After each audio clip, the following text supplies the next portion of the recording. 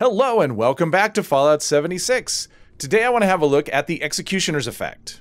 Last time I rolled Crusader Pistols, this was one of the guns I ended up with.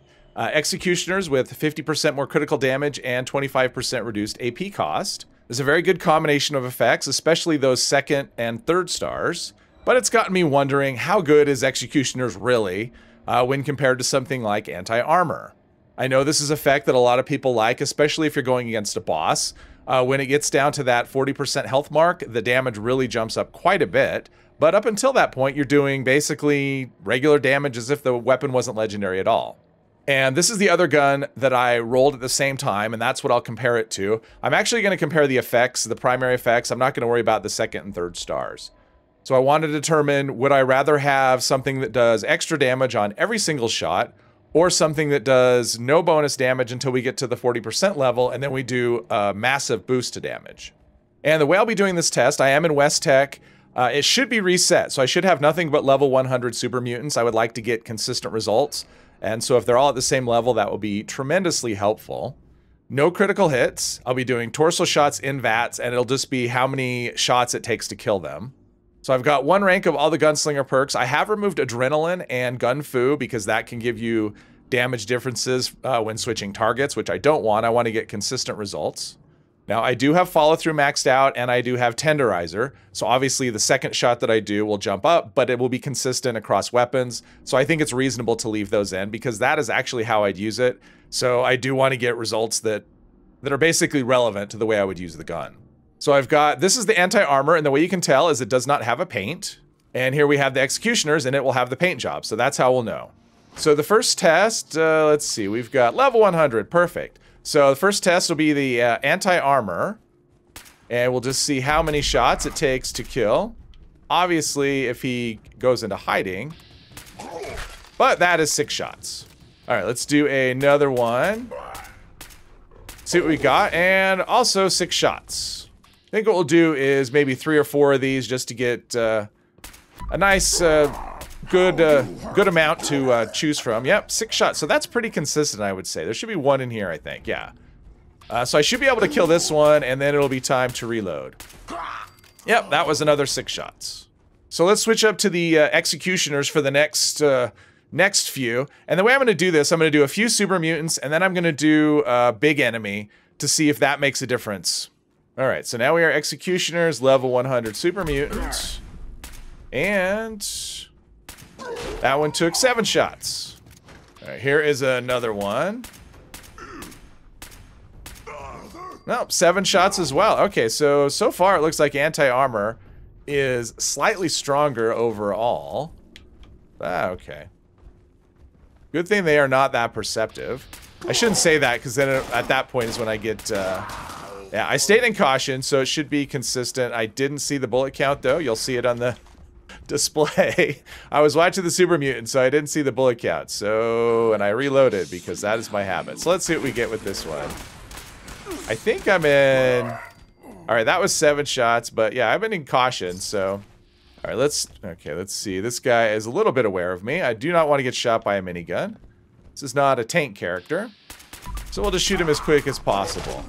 And 7 shots. Yeah, so it seems fairly consistent. So I'm getting 7 shots to kill for with the Executioner's effect, and 6 shots to kill with the anti-armor. Now, obviously, I'm just on a Crusader pistol, so on different weapons, it may have a bigger or smaller variance. I don't know. I can't test every single weapon. I can only test the ones that I have.